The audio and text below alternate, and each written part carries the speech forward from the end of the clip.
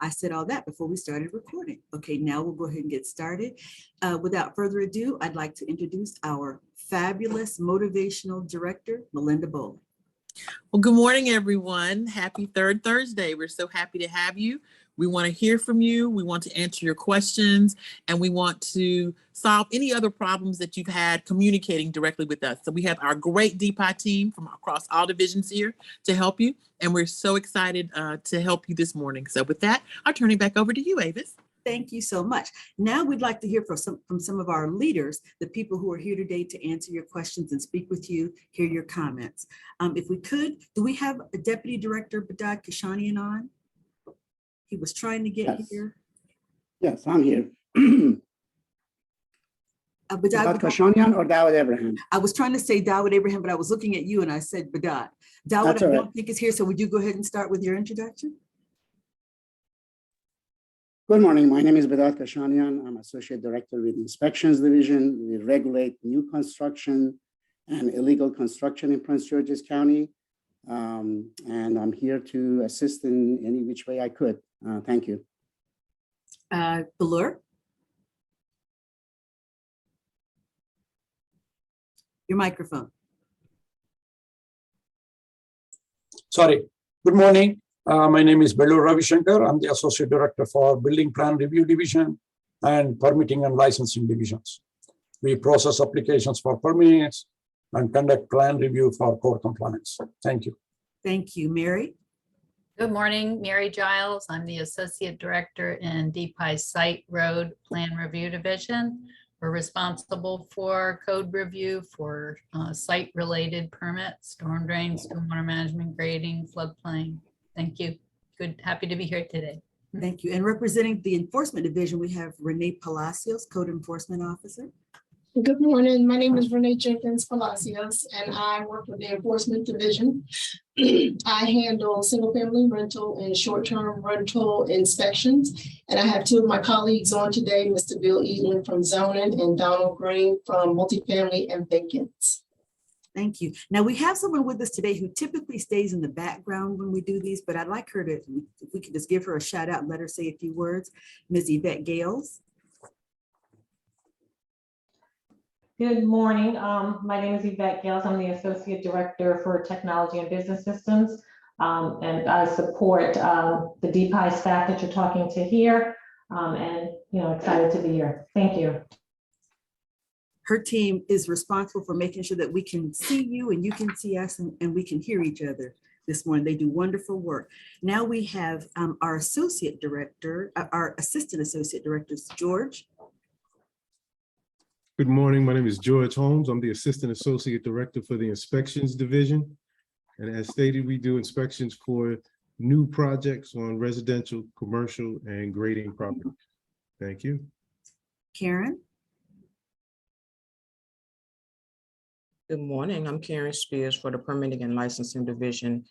And we are the first stop when you need to submit an application for construction, use and occupancy, trade, and any other permits and information regarding the permit process. And glad to be here. Glad that you're here. Thank you. Okay, now we have other supervisors. Jerry.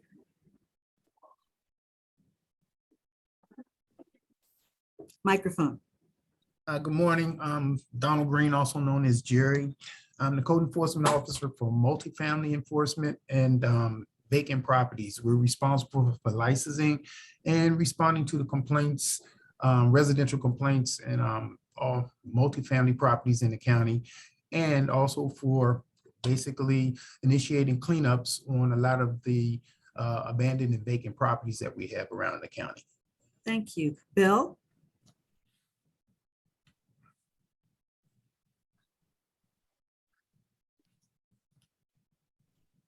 Bill? Yeah, I just got unmuted. Okay, good morning, everyone. My name is Bill Weedland, Code Enforcement Officer with DPIE. Our team handles all commercial and industrial properties, dealing with signage, trash, things of that nature, how the parking lot looks. Glad to have everybody here. We're here to help you any way we can. Please let us know. Thank you. Thank you. Heidi?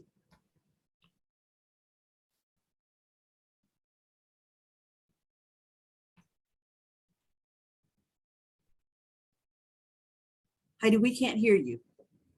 Is your audio? Your microphone is on, but we're not hearing you.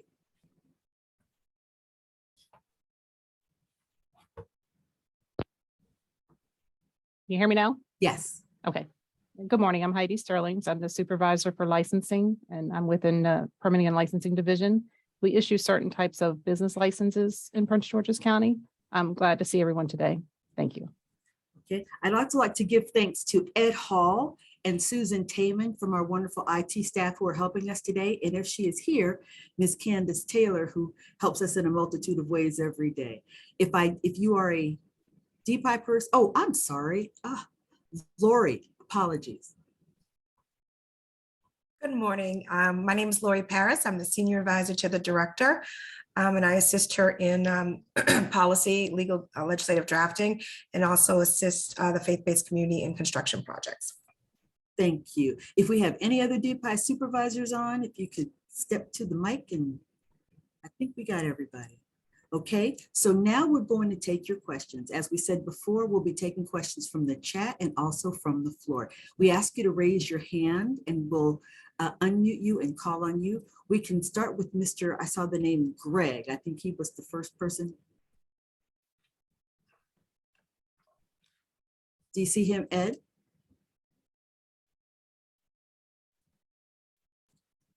The hand is down. How about David Shapiro? Thank you, ma'am. I have a pair of questions I've been trying to get answers to since early July with a lot of calls. So I really appreciate this forum so we get to the right person so I can get the information I need. So this is about a single family residential property, want to redo the drainage, want to find out who has the right license, who is authorized, what license they need, and what permits and inspections they require. Again, bunch of emails, bunch of calls, no luck. So far.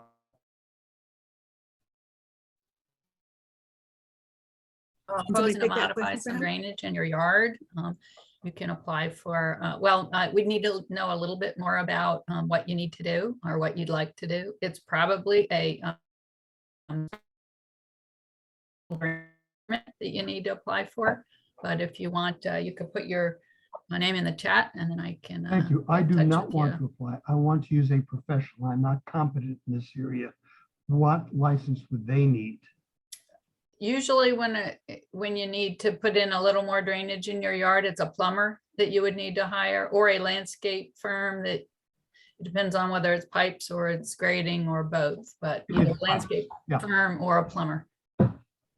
Okay, I'll put that into chat to you, Mrs. Giles. Thank you. Thank you. Next, we have Ms. Odetta Prince. Yes, good morning. Good morning. Thank you, everyone, for taking my questions. Hello, Miss Beautiful Avis. It's nice to meet you. So this is my issue, and I really need help, or if you can put me in the right directions. So my husband and I are building a single family home. And right now we have a permit number, but we don't know the status of that permit number. If we need to provide other information, what's the status on it? I don't have access to the portal. Also, I'm getting other information that I need to find out if I need an NRI, and if so, to know the actual limit of disturbance. I don't know what any of this stuff is. I'm sorry, because this is not my field, but I just want to get my permit to get my home built, because I'm staying with family members, honey, and I'm about to pass out. And I want to get my home built. That's all. I've been waiting so long and patient, but I need help. Ms. Prince, I referred that yesterday. Yes, you did. Right, but it would be good if we could get somebody to answer in case there are similar, other people with similar questions out there. Okay. I'll take that one also. Again, this is Mary Giles with Site Road Plan Review Division. You usually need a residential infill grading permit to build a new house and a DPIE building permit. So hopefully you've applied for both. If you can give me the case numbers, for your permits. I'll be happy to check on the status and get back in touch with you. Okay, I'll put the case number in the chat. Is that okay? Yep. Okay, thank you. And I have her information from referring it yesterday, Mary. I'll forward that to you. Hey, Ace, could you please forward the invitation to Wasi Nabil immediately? Sure. Thank you. Go ahead. Oh, I thank you all very much. I really do. God, it's so good right now. Another question? I think that's all right now. My last question is, once everyone, I guess, review with the permit information, the number, anything, can all those information be emailed back to me? Because right now I'm doing the construction loan and I'm getting closer to the end with that. And of course, they're going to need the permit information in order to finalize the construction loan. Yes, we will email back a response. Okay, I thank you very much. Thank you. Okay, Miss Rita Butler. Hello. I'm calling in from the Lewisdale community, and some of our community members want to know, excuse me, do the inspectors drive around looking for violations, or do they respond only when they get a complaint, a citizen complaint? I'll take that question, Ava. So they do both. And it would also depend on their discipline. So like our single family inspectors, they do surveys by communities. So they will pick an area to survey, go to that area, and they will look for nothing but violations. But we are also complaint driven. Okay, because we're having a terrible, terrible problem over here in Lewisdale since the pandemic. And we'd like inspectors to come and actually blitz the community. For example, we have one horrific example is an auto repair shop going on 23rd Avenue. And that's been, people have put in complaints for a number of years. And then on my street, there's a backyard that looks like a landfill. And not only have I put in a complaint, but Renee White, the community service person with Councilwoman Denny Taveras, I was with her when she went and looked and saw for herself and put a complaint in, and nothing's been done. Okay, so if you could please put that information in the chat, the addresses of the property, so we can check on those, and also to be mindful that even if the inspector has been out there, they may have sent it to court, but with COVID and everything, things got backed up. So let us check on it and we'll get back to you. Thank you. I submitted an email yesterday, day before yesterday, Renee, about Ms. Butler's concerns that came from Renee. Okay. We have a comment from Ms. Nicole Lewis to everyone asking if a blitz can be done in the Temple Hills area, specifically the area around Iverson Mall, Marlow Heights Mall. She described them as terrible. Can somebody discuss what it would take to get a blitz done? So she would just also need to put her information in the chat, and I will forward that information to Code Officer Twine and his team.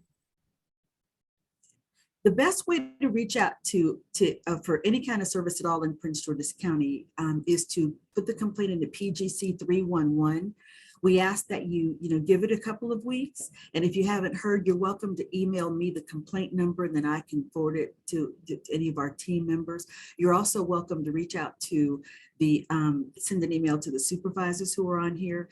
The PowerPoint presentation that'll be posted this afternoon and sent to those of you who request it will have all of their email addresses on there, so you can reach out to them directly if you'd like. But we always want to start with PGC 311.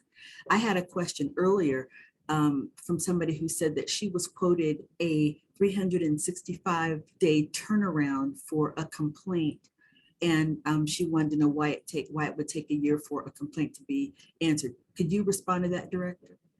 Of course. So one of the things that we've been working with, the county executive has had an overhaul of the 311 system, and all of the agencies has had to retweak our time to perform so that there are service level agreements that are reasonable for the citizens. When we initially said 365, we were talking from the time we received the complaint to the time of abatement, and that included inspections, reinspection, court, all of that. But we understand how it gives angst to the citizens. So what we're doing is changing the time limit so that you can see the time from when you make the complaint till we actually come out, which is less than 30 days. And so it's just taking the time to update all the 311 systems. So it's not 365 days for us to get out and to do our inspection. That was to get all the way to court and to an abatement. But we are tweaking that, so you'll see shorter lengths of time very soon. Thank you, Director. Ms. Fern Sigler? Hi, Avis. I'm with Woodstream Village with Tim Moore, who you just sent, had an email on a house that we've been working with DPIE for 3 years. And could somebody speak to the difference between outside issues and inside issues? We believe this house, this will be the third time that I think the county has done something about the grass and everything and trash in the backyard. But this is an abandoned, appears to be unlived in house, and we believe that it's being damaged inside. So could somebody speak to what the county can do in that situation? Yeah, I can answer your question as far as speaking on a vacant property. So you're saying it's a vacant property. Basically, if it's something that has already been called in, I can check to see whether or not we have already taken an action or have a pending action on it. Could you give me the address in the chat, and that way I can confirm whether or not we've got something on it or have an inspector go out to investigate. But normally what takes place is an inspector will go out to the property, verify if indeed there is a code violation. Of course, a code violation would be, as you mentioned, high grass and a bunch of junk around the exterior of the property, whether or not it is unsecure or dilapidated, falling apart, all of the above. And we would basically post it, determine exactly what needs to be done, have it assigned, send a violation notice out. And if the responsible parties did not, take care of the property, or if they have not been taking care of the property, we normally request a cleanup by one of our county contractors. Once we've cleaned the property, if it's something that comes up again, then of course we will have to continue to handle those type of situations. But we have to try, if we can, locate the owner or responsible party to be able to handle that, so that the county and your tax dollars aren't responsible for maintaining somebody else's property. Thank you, Jerry. Jerry, can you speak to what happens when a house is dilapidated to the point of falling down? To Ms. Sigler's question, when do we take further action about a raise? Well, when we get out there and we also acknowledge that the property is dilapidated, or it looks like it's in danger or extreme disrepair, then we would refer that over to the demolition section in the inspections division to evaluate and determine whether or not that property needs to be raised. If they determine that it needs to be raised, then they will take all the appropriate actions to ensure that that property is taken down. So I should have. Excuse me, that one is scheduled for, it's scheduled for a clean, I think. And I think their questions were whether or not you could do anything on the inside of the property because there's a concern that there's mold in it. Is that right, Ms. Sigler? Correct, and I should have said we are townhouses. Well, unfortunately, it's nothing that we can do on the inside of the property. I understand what you're saying, possibly if there's mold or anything inside, but we don't have access or to be able to do anything on the inside of the property. The best thing and one of the hardest things for us to do is to try to locate whether or not the property has been foreclosed on, and to see if we can get in touch with the bank or a bank representative or someone that has some type of interest in that property to check the interior and to see what the condition is on the inside and possibly handle any type of deterioration that's on the inside of that property. But it's not something that that our division will go into, take care of anything on the interior of the property.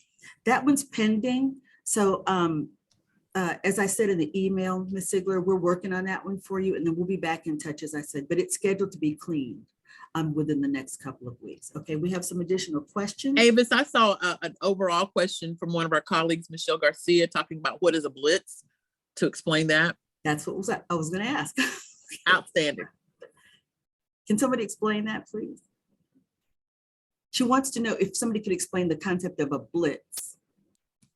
So in terms of single family, if she's talking about coming to a neighborhood and going out and citing for violations, that would be single family housing. They would go out to an area and they would do a survey of every street in that particular HCA housing conservation area.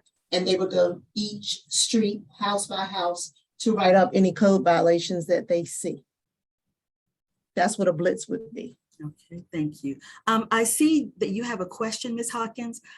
We have been dealing with your situation one-on-one, and we'll continue to do that. So if you have any questions, please, send another email, and we can, because we're really familiar. We want to make sure that we keep things kind of general here. Ms. Warwick? I'll send the follow-up email. I sent an email about that a few weeks ago, but I'll send a follow-up. Thank you. Thank you. Ms. Warwick?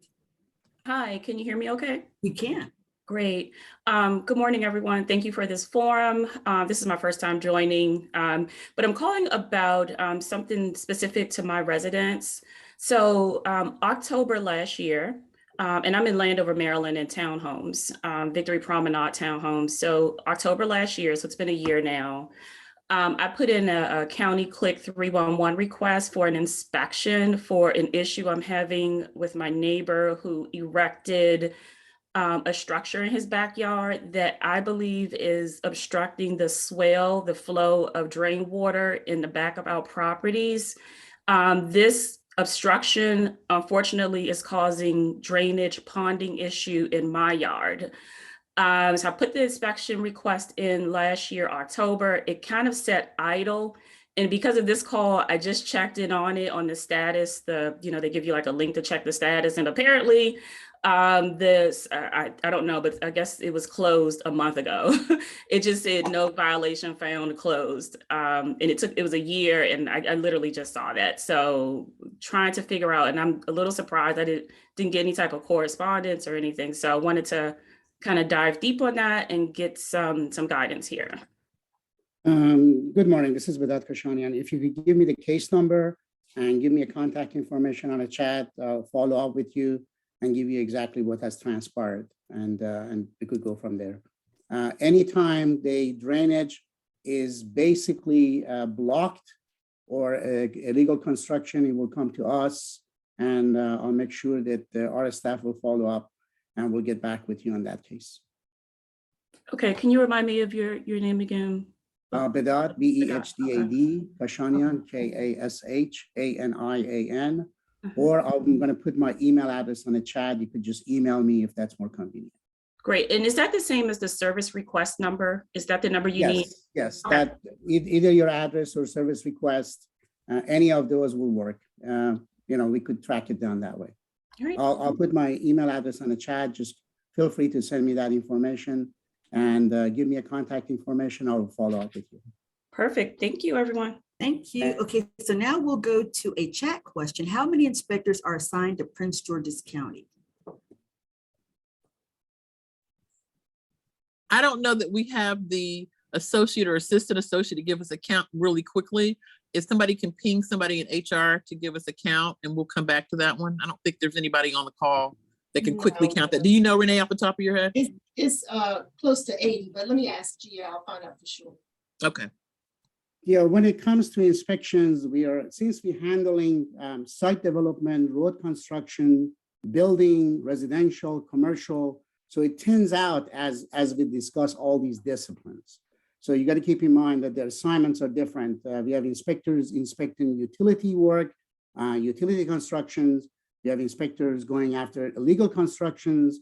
We have inspectors basically assigned to residential constructions and commercial constructions, and also site development, stormwater management. So in general, each area has about 2 or 3 inspectors assigned to it. That's the best way to put it. Overall, it's about 45 to 50. But as I said, it turns out as you assign it to different disciplines. Okay, thank you. Now we have a question from Mr. Greg Smith.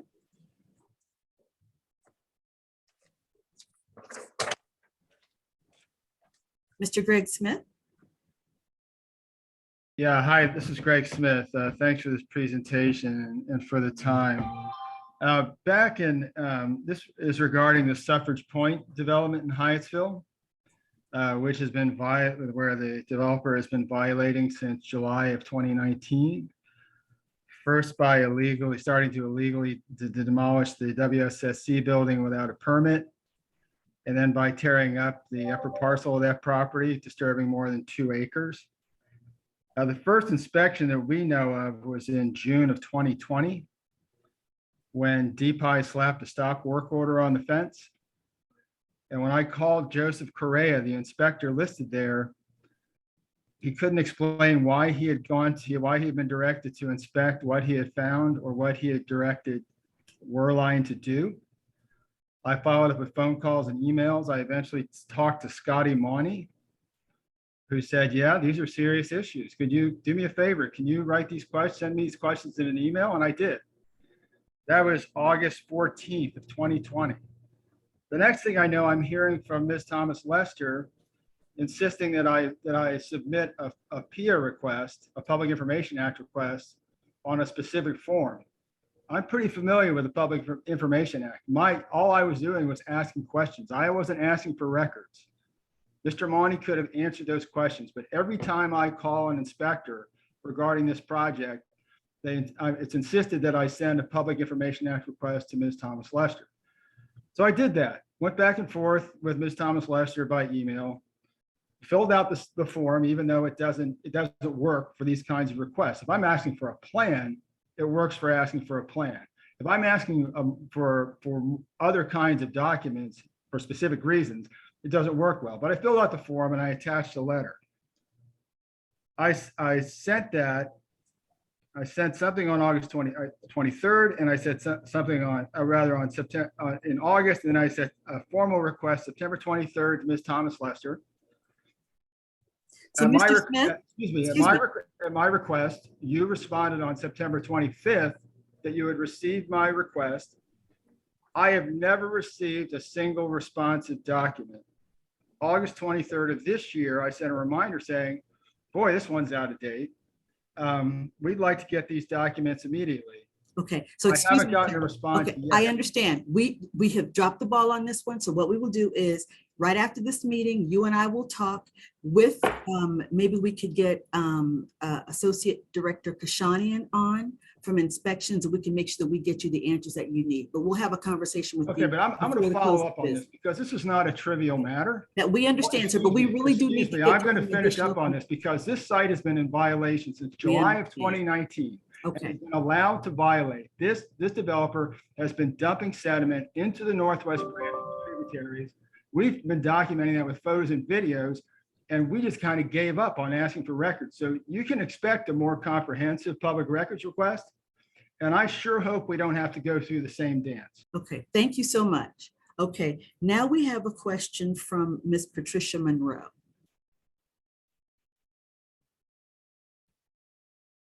Good morning. First of all, I'm going to say thank you all for the help that I have been getting.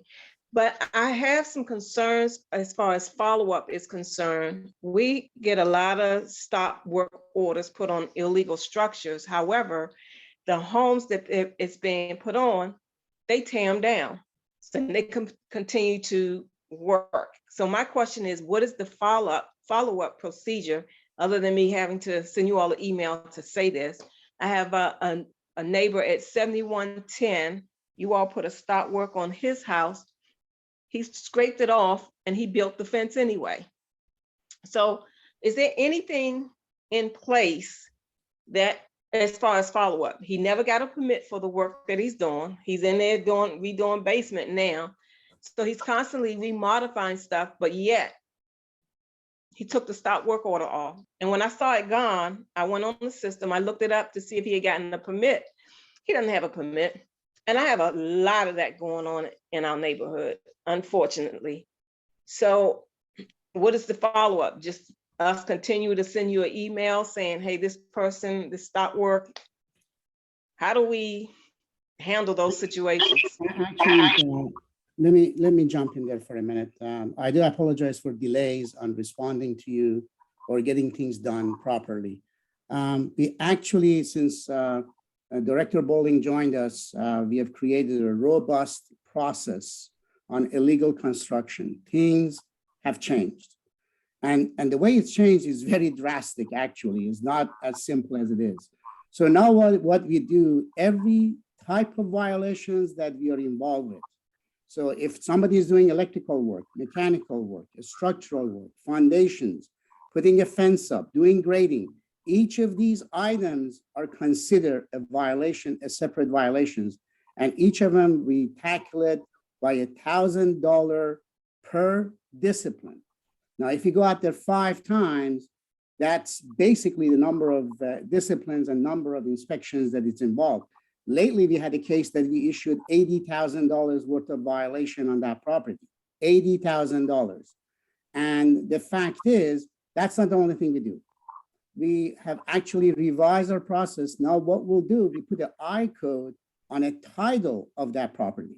So simply what it means that you can't sell that property because you can't get a loan for it. We have multiple cases right now that the flippers are basically done exactly what you said, renovate the house, gutted the house, build the house, put the addition. But the minute we put the I code on it, the title company will stop the process right there and says, wait a minute, I'm not going to give you title insurance. There is a violation on this case. There is $80,000 worth of fines.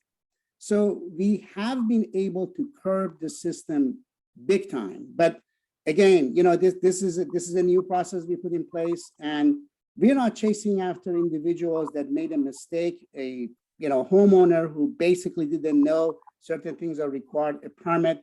We're not after those individuals. We're basically after individuals that they do illegal work, continue doing illegal work, they flip homes, and they basically destroy communities with doing illegal work without inspections. So please do me a favor. I put my email address on the chat. Send me that information. I'll be more than happy personally to look into it and follow up with you directly. So, and if you have any other cases similar to that, you have my email address. Please don't hesitate to send me that information, and I'll be directly in touch with you and get those resolved. Okay, so Thank you. One, I'll see you, and this is another issue. Miss Monroe, I'm sorry, so that we can get to everybody, we're going to ask everybody to ask one question, but if you could put your second question in the chat, we'll get to that, okay? Now we have a question in the chat from Mary Cook. She wants to know, how does a resident know when their neighbors have a rental permit? If those neighbors do not have a permit, what happens?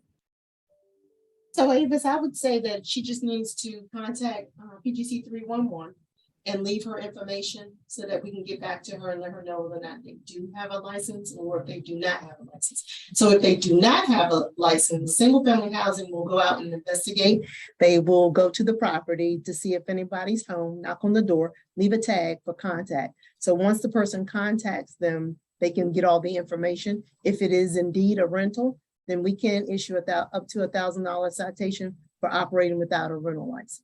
Okay, great, thank you. Nicole. Avis, if I may join on that discussion. Actually, I did add 2 links to the chat.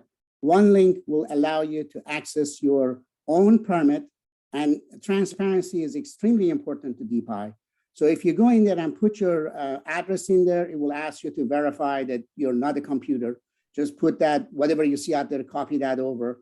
And if you do have an address of the property, you could put any address of any properties in Prince George's County, and it will give you the history of all the permits for that property. That also includes if it's a rental license available, if the rental license was issued, sign permits, whatever there is, building permits, they all should be spelled out in that on that website. So take advantage of those links, and we are actually implementing a new process under Momentum, and we will expand that information much more than what you see at the present time. Thank you. Thank you. We have a question. It says, there's a house in my community that has an orange and a neon yellow-green flyer. They have been there for about 30 days. It's not dilapidated, but it is very unkempt with trash in the yard and driveway. When can something be done? Can somebody take that one? related to the stickers? Avis, I'm sorry. Oh, go ahead, Jerry. What I would need is to know whether or not they called that complaint into 311 if they have a service request number, and you can provide that number to me. If not, I need the address so that we can investigate it. So if you can put that in the chat, I'll be more than happy to have it assigned if it hasn't already been. Okay. She said, or maybe she should ask, what is the next step after the stickers go up? Well, the posting on the property is to advise whoever owns the property, if they happen to come by, that it is under violation. It also allows the community to see that the county has gone out there and have responded. If there's a sticker on that property, we have already more than likely issued a notice of violation, and then it's a matter of whether or not it's been referred to a contractor to abate whatever the issue is. So as stated, I would need to know if there was a service request number or the address, and that way I can confirm what the current status is. Okay, thank you. Ms. Deborah Young had a question.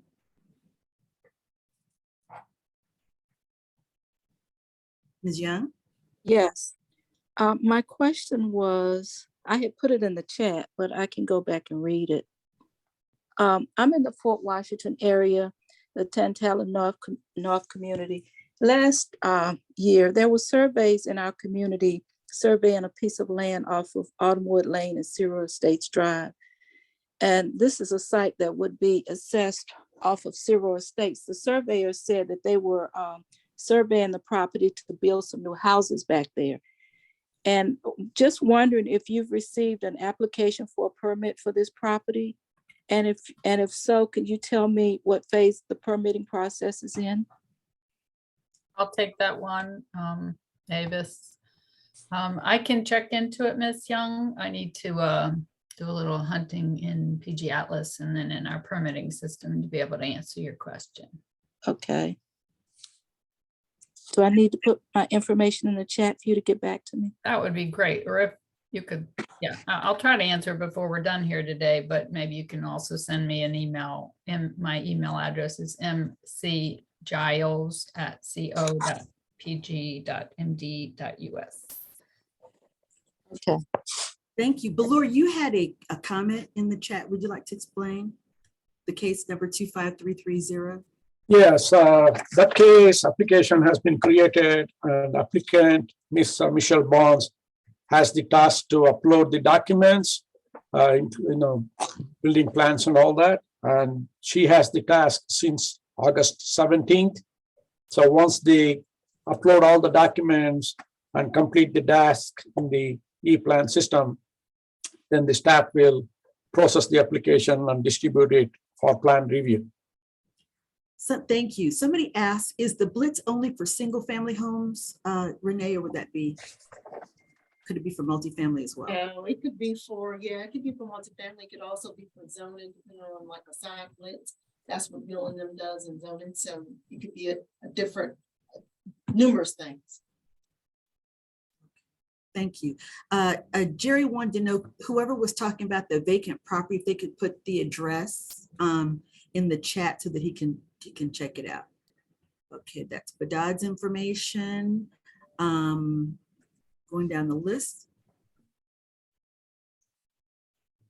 Okay, we talked to Ms. Butler. Please add your questions. We're trying to make sure that we get through all of them. Valeria Wilson, is a permit required for a resident to rent out their private pool and bring lots of people and traffic onto the street?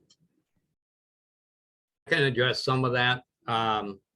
A lot of people that are renting out their pools are for illegal events.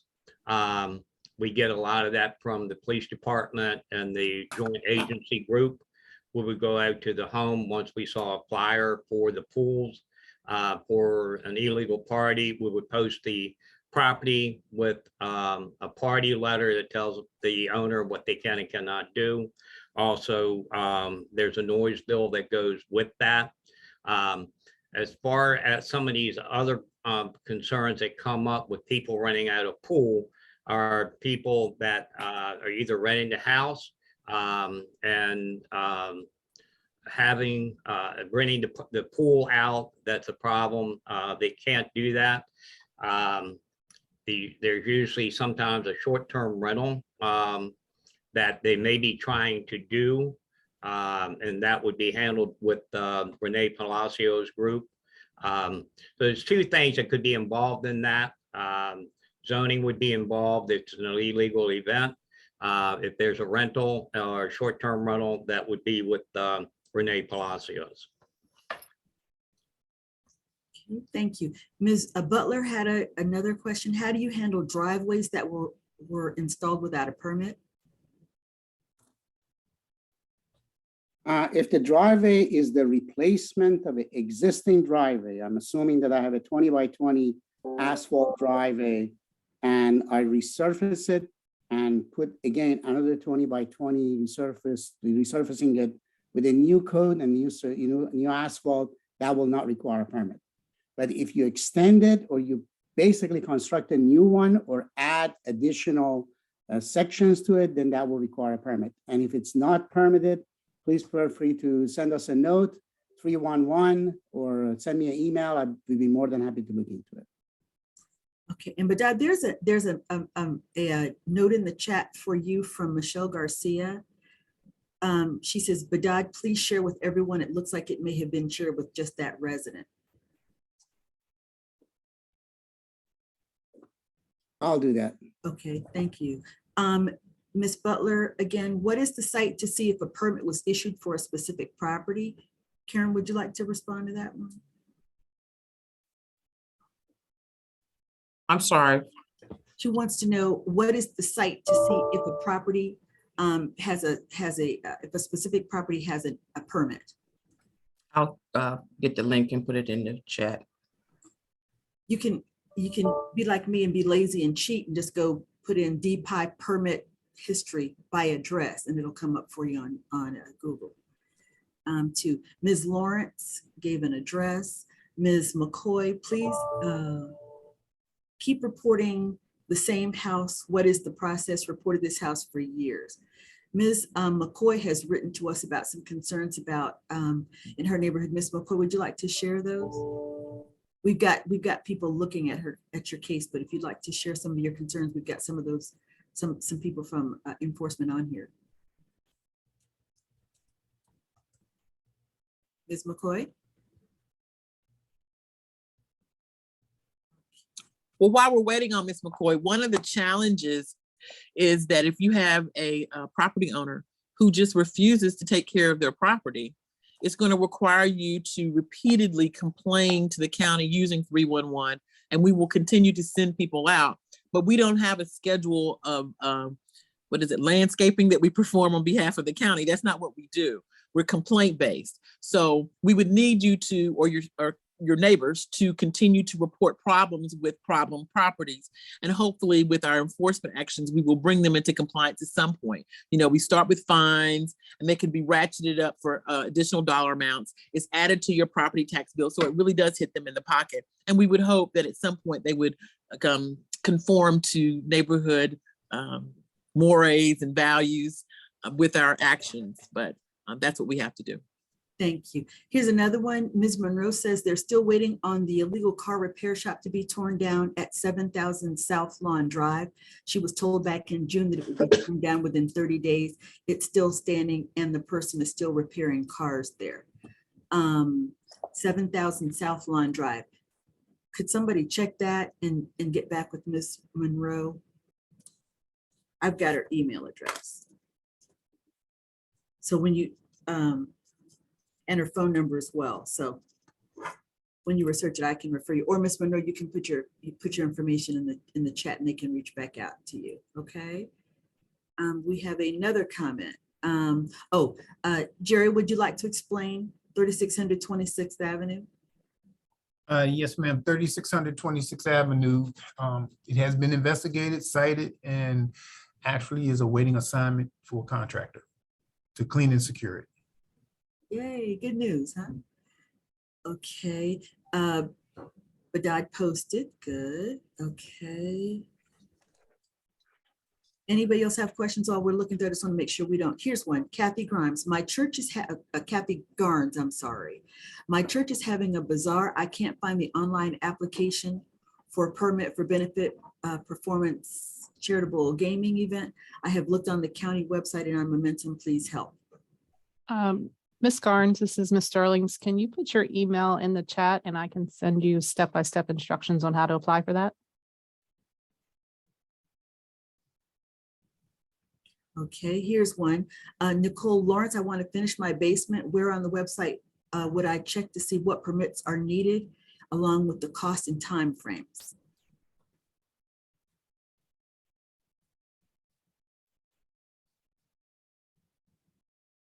Well, maybe it'd be easier to, Karen, you always clip them in emails when people ask these similar questions. Maybe it'd be simpler to just put it in the chat instead of sending her to the website where she could find out about the permits. That's what I'm in the process of doing right now. Look at you, great minds. Go ahead, Beard. Thank you. Christine Gooding says the county property behind my house, trees, branches need to be cut from my property and tall grass and weeds need to be killed from around the water drain where water harbors mosquitoes and insects that prevent my use of my backyard. This has been reported many times to no avail. My address is 9112 Piper Avenue, Piper Ridge Court in Lanham. And she's got the information there. Can somebody check the status of that, please? Yeah, I'll take a look and see what's going on. But if it's a county maintained, if it's a county owned property, then we would have to have the county.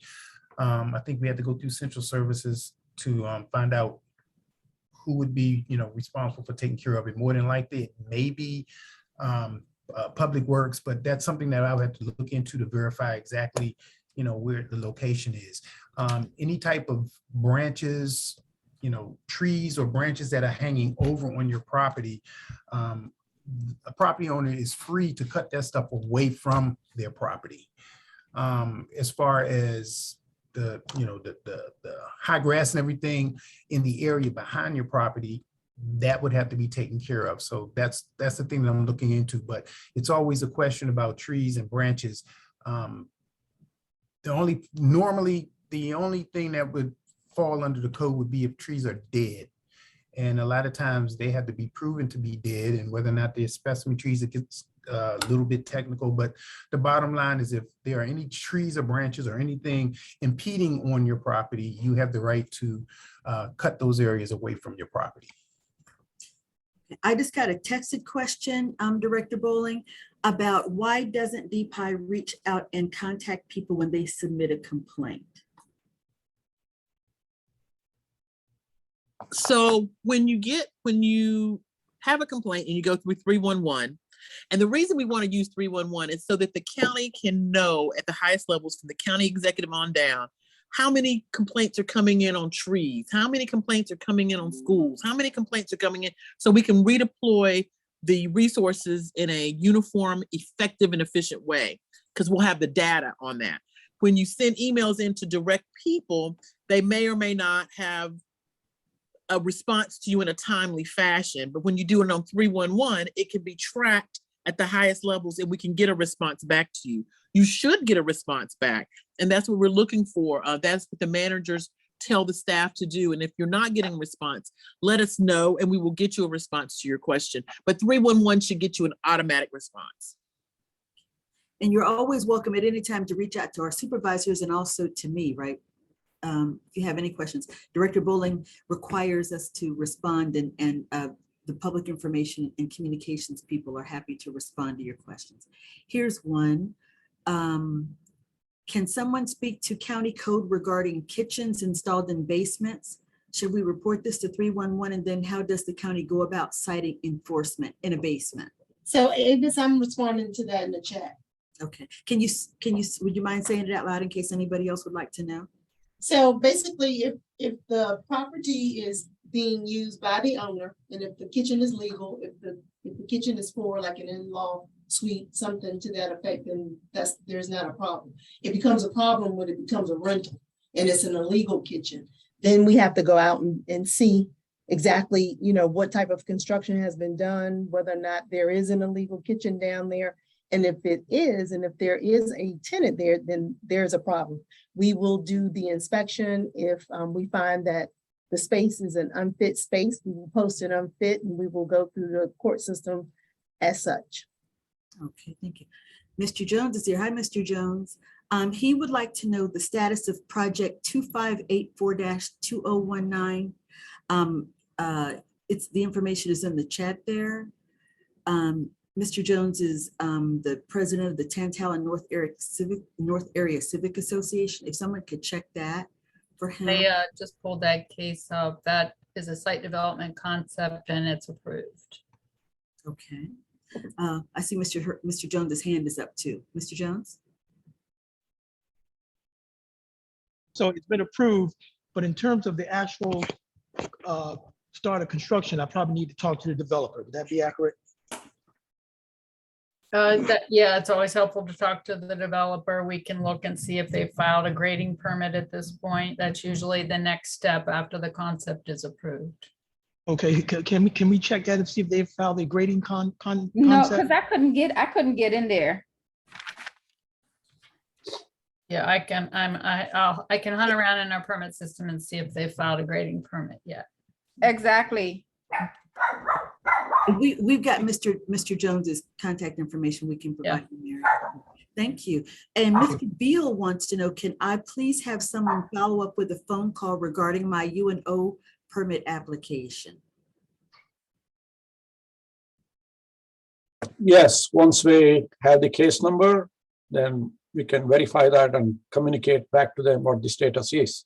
He's got it right here in the chat. It's permit number 28052-2022-0. 28052. Mr. Beal, can you provide you wanted somebody to give you a call. Can you provide a phone number in the chat as well? And there's Mr. Beal, you have your hand up?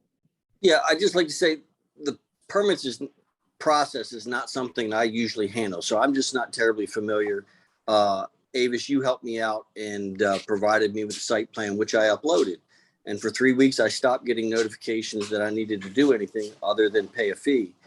I had an email, Mr. Rich, inadvertently, he emailed me. And after I replied, he offered, hey, could you, if I can help you, let me know. So I said, can you give me a call? Because I submitted this site plan, but I haven't heard anything. Now I've started getting the emails again that I have a task to do. And I just don't know why. And as I said, it's not something I'm familiar with. And so if I could just talk to someone, that would really be helpful. We'll have a staff contact you, Mr. Beal, and we'll assist you with that. Thank you. And do you want me to just give you my phone number now, or you want to put it in the chat? You can give it to me right now if you have it.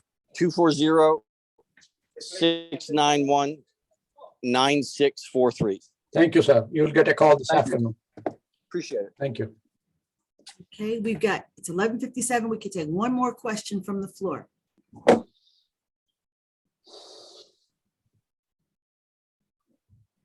We've got one. Would someone please, here's a question in the chat, and then we'll get right to you, Ms. D. Perkins. Ms. Exum, oh, hi, Ms. Exum, would like someone to contact her regarding case number 52113-2020. She said she's been trying to speak to somebody and to have E-Plan, and she's emailed E-Plan several times. On the chat? Yes, it's on the chat. Okay, we'll respond. Okay, thank you. Ms. Loveline D. Perkins, that is the most fabulous name. How may we help you? We need you to unmute, please. My apology. I appreciate these sessions and the opportunity for community persons to share their concerns and to try and get issues resolved. But my thought is, what can be done? What are you doing to not have these calls full of issues and concerns that it has to be a lot of stress on all the DPI persons and personnel. It's stressful for the community. I use 311. I just put in a couple of issues, but what can be done to resolve the issues in a timely manner and to have enough staff for the county to take care of all that needs to be done? Like I said, this has to be stressful for you all. I mean, now you have to go back and do double, triple work. And here we are sitting waiting to hear from you. and, you get bogged down in, a dozen other things. And my concern goes down to the bottom, not intentionally, but it just happens. So what is DPI doing and the county doing to help resolve these issues in a timely manner so that we don't have to have this type of stress and frustration? Well, thank you, Ms. Perkins, for that question. And we wanted to reduce some of the angst that citizens are having. So understand, everyone who's taken time, like yourself, to join us today will get an answer. And we'll get a prompt answer so that you know that you can find us and we can communicate with you. We wanted to reduce that.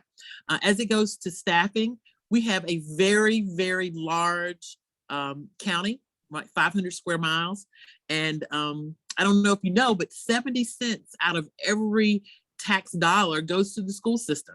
And then 12 cents goes to public safety. So that leaves the rest of us to dole out 18 cents to do everything else: build roads, maintain roads, issue permits, take care of abandoned properties.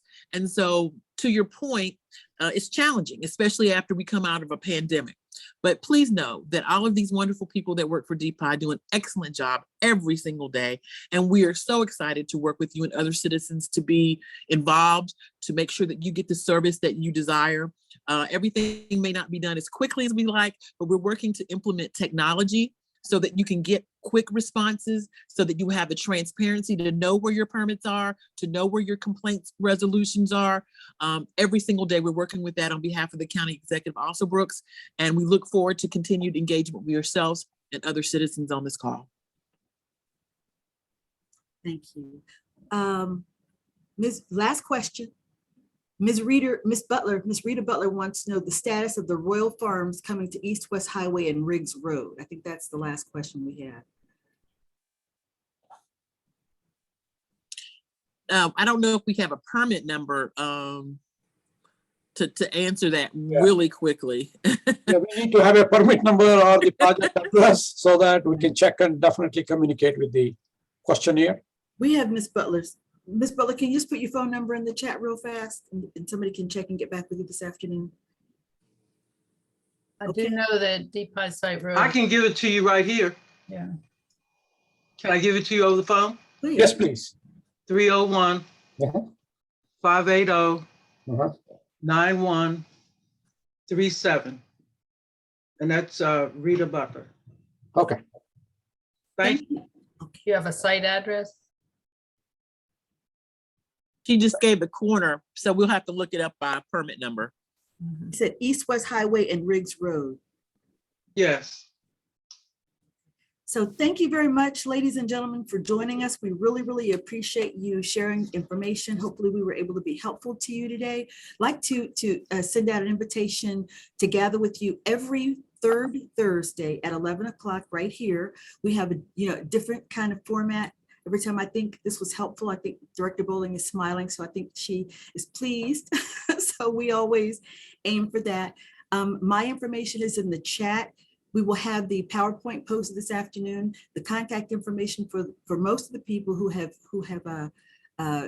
spoken to you today will be on that. The associate directors, the deputy directors, and Director Boley and my information will all be on that. If you need to be connected with anybody, if you have any questions, feel free to send those and we'll try to get you the answers that you need.